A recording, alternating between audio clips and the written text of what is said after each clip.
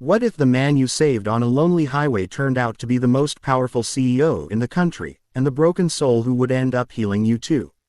This story will make you cry, gasp, and believe in miracles again. Don't miss the twists that no one sees coming. Subscribe to this channel now for more unforgettable, heart-stopping love stories. On a storm-soaked highway cutting through endless fields of sugarcane, where even streetlights feared to exist, Mira, a quiet rural girl with dust on her sandals and courage in her veins, found a half-dead man trapped inside a luxury car mangled beyond recognition, its headlights flickering like a dying heartbeat, and though every instinct screamed danger, she dragged him out with trembling hands, unaware that the blood-soaked stranger she was saving was Arav Malhotra, the most feared CEO in the country, a man whose signature decided the fate of thousands, now unconscious, broken, and stripped of power. And as thunder roared above them like fate's cruel laughter, Mira hid him in her small mud brick home because the police never came and the ambulance never answered, and for days she treated his wounds with herbal remedies passed down by her grandmother, whispering prayers into the night, not knowing that powerful men were hunting him because that accident was no accident at all,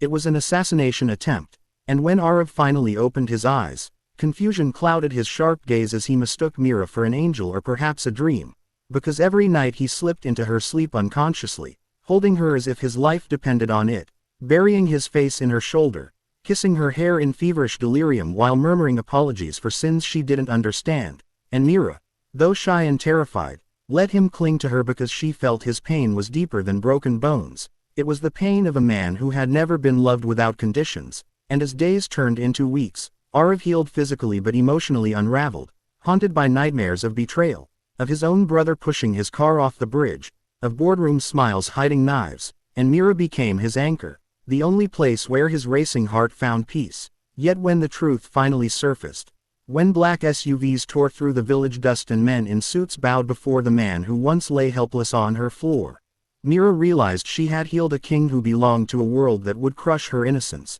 and she tried to leave quietly before dawn, believing love like hers was never meant to touch power like his. But Arav woke up screaming her name, realizing the real miracle was not his survival but her presence, and when he found her at the bus stop, rain-soaked and heartbroken, he knelt in the mud before the entire village, confessing that every night he kissed her not out of habit but because she had rewritten his soul. Yet the story twisted darker when Mira was kidnapped by the same enemies who wanted Arav dead, revealing her birth's secret, that she was the illegitimate daughter of the very industrialist Arav's empire had destroyed years ago, making their love a ticking bomb of revenge and guilt. And as Arav chose to burn his empire to save her, exposing corruption, sacrificing billions, and turning himself in for crimes he didn't commit to protect her name, Mira realized healing sometimes demands destruction, and when Arav emerged years later from prison, stripped of wealth but rich in redemption, he found Mira waiting on the same highway, now a doctor serving the poor, her eyes still soft,